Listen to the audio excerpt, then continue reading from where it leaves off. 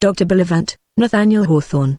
His person was not eminent enough, either by nature or circumstance, to deserve a public memorial simply for his own sake, after the lapse of a century and a half from the era in which he flourished.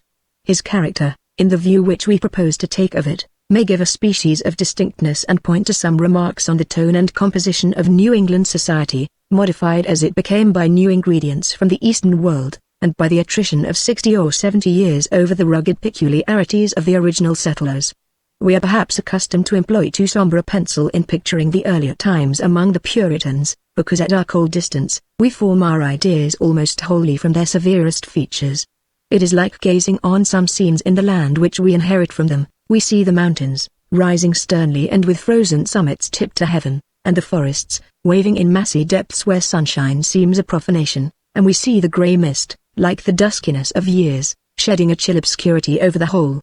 But the green and pleasant spots in the hollow of the hills, the warm places in the heart of what looks desolate, are hidden from our eyes.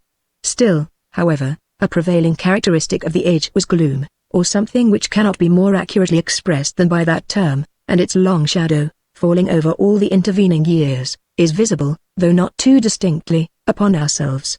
Without material detriment to a deep and solid happiness, the frolic of the mind was so habitually chastened, that persons have gained a nook in history by the mere possession of animal spirits, too exuberant to be confined within the established bounds.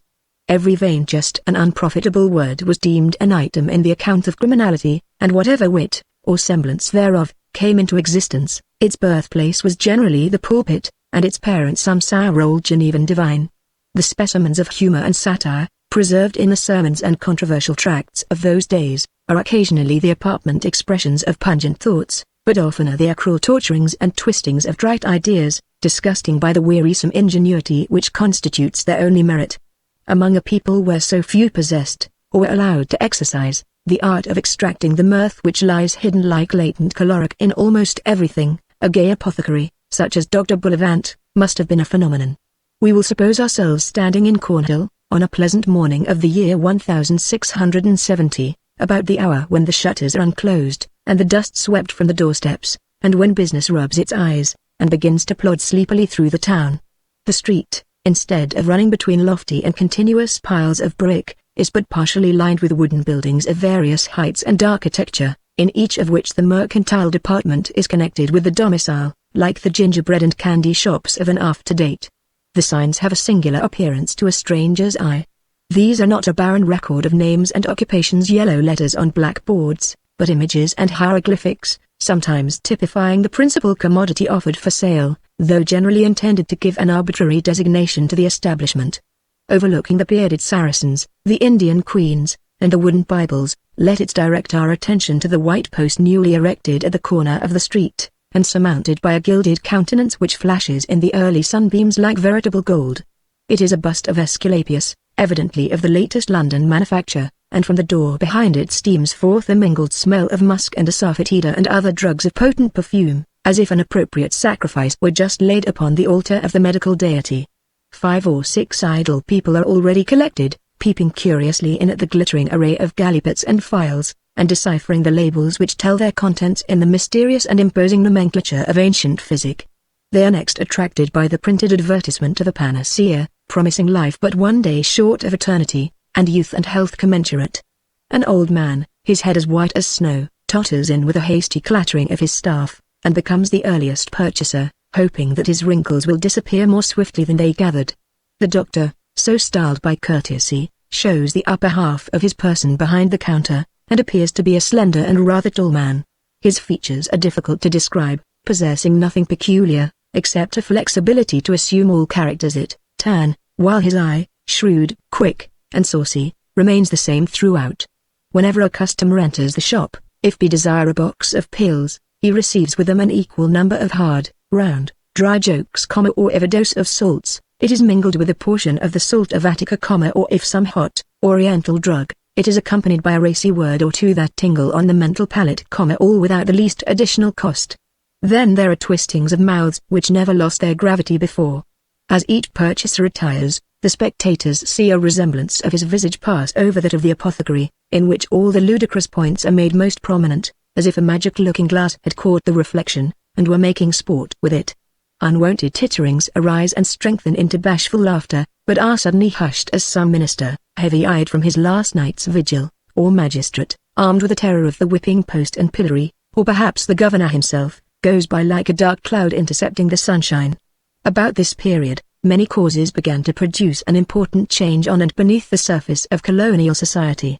The early settlers were able to keep within the narrowest limits of their rigid principles, because they had adopted them in mature life, and from their own deep conviction, and were strengthened in them by that species of enthusiasm, which is as sober and as enduring as reason itself. But if their immediate successors followed the same line of conduct, they were confined to it, in a great degree, by habits forced upon them, and by the severe rule under which they were educated, and in short more by restraint than by the free exercise of the imagination and understanding.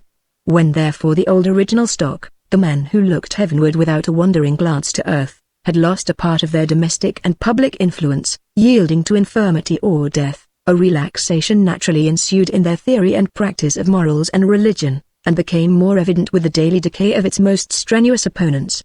This gradual but sure operation was assisted by the increasing commercial importance of the colonies, whither a new set of emigrants followed unworthily in the track of the pure-hearted pilgrims. Gain being now the allurement, and almost the only one, since dissenters no longer dreaded persecution at home, the people of New England could not remain entirely uncontaminated by an extensive intermixture with worldly men.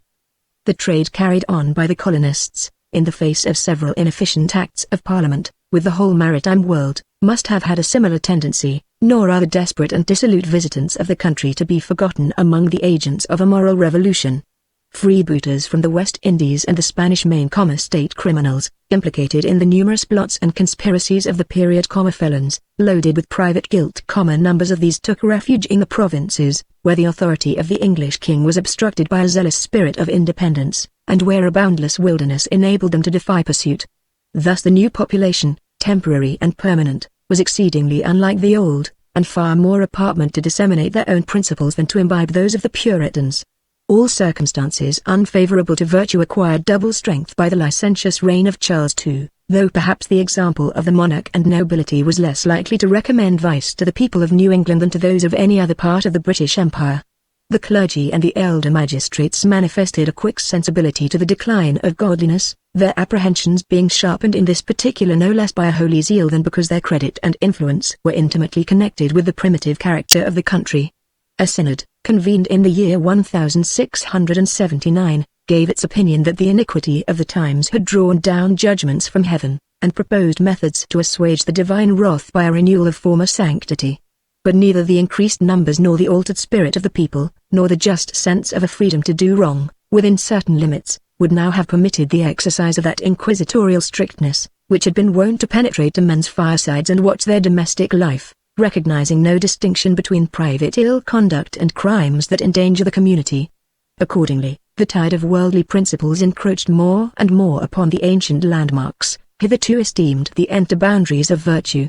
Society arranged itself into two classes, marked by strong shades of difference, though separated by an uncertain line. In one were included the small and feeble remnant of the first settlers, many of their immediate descendants, the whole body of the clergy, and all whom a gloomy temperament, or tenderness of conscience, or timidity of thought, kept up to the strictness of their fathers. The other comprehended the new emigrants, the gay and thoughtless natives, the favorers of episcopacy, and a various mixture of liberal and enlightened men with most of the evildoers and unprincipled adventurers in the country. A vivid and rather a pleasant idea of New England manners, when this change had become decided, is given in the journal of John Dunton, a Cockney bookseller, who visited Boston and other towns of Massachusetts with a cargo of pious publications, suited to the Puritan market.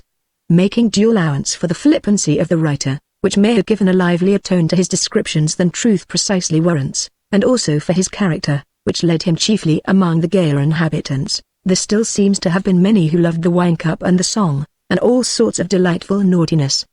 But the degeneracy of the times had made far less progress in the interior of the country than in the seaports, and until the people lost the elective privilege, they continued the government in the hands of those upright old men who had so long possessed their confidence. Uncontrollable events, alone, gave a temporary ascendancy to persons of another stamp.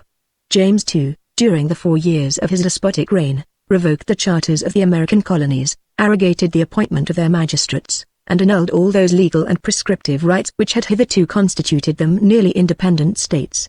Among the foremost advocates of the royal usurpations was Dr. Buillivant.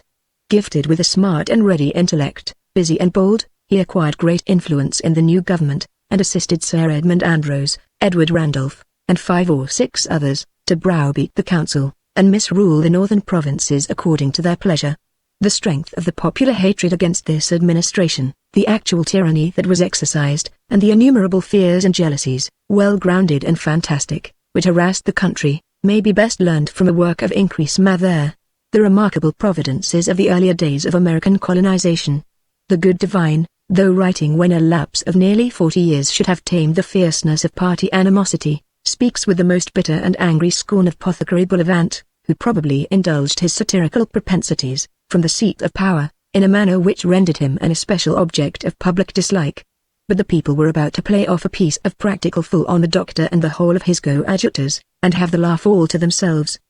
By the first faint rumor of the attempt of the Prince of Orange on the throne, the power of James was annihilated in the colonies, and long before the abduction of the latter became known, Sir Edmund Andros, Governor-General of New England and New York, and 50 of the most obnoxious leaders of the court party, were tenants of a prison. We will visit our old acquaintance in his adversity.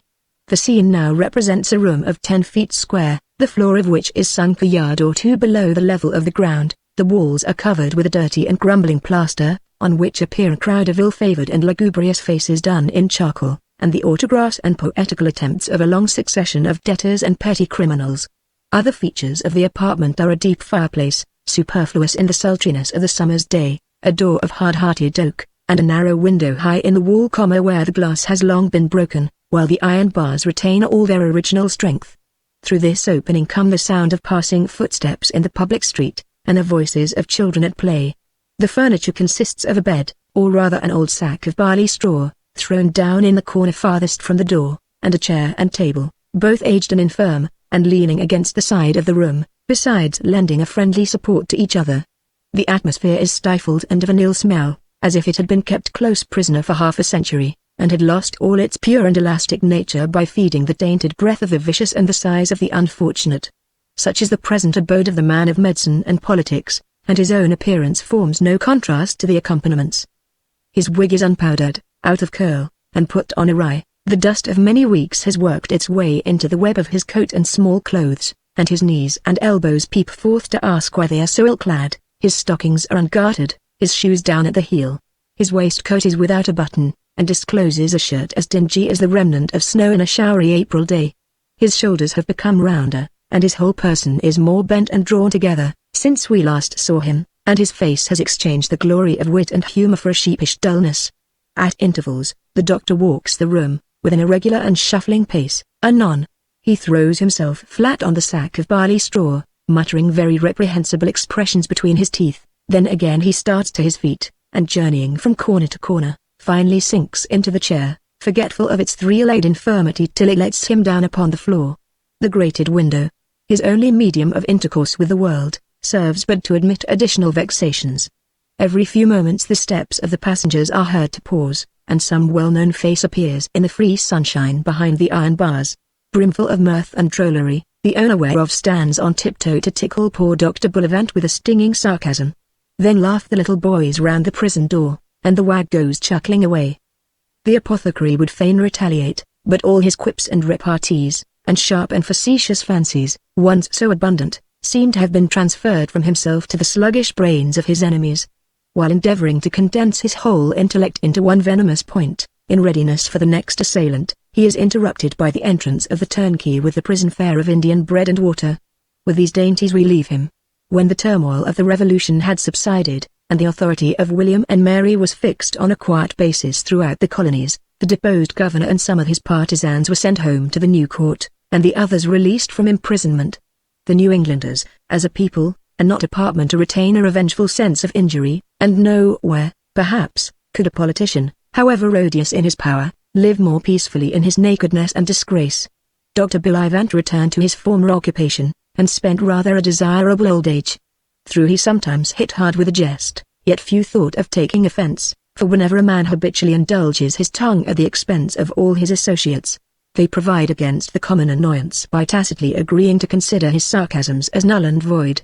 Thus for many years, a grey old man with a stoop in his gait, he continued to sweep out his shop at 8 o'clock in summer mornings, and 9 in the winter, and to waste whole hours in idle talk and irreverent merriment, making it his glory to raise the laughter of silly people, and his delight to sneer at them in his sleeve.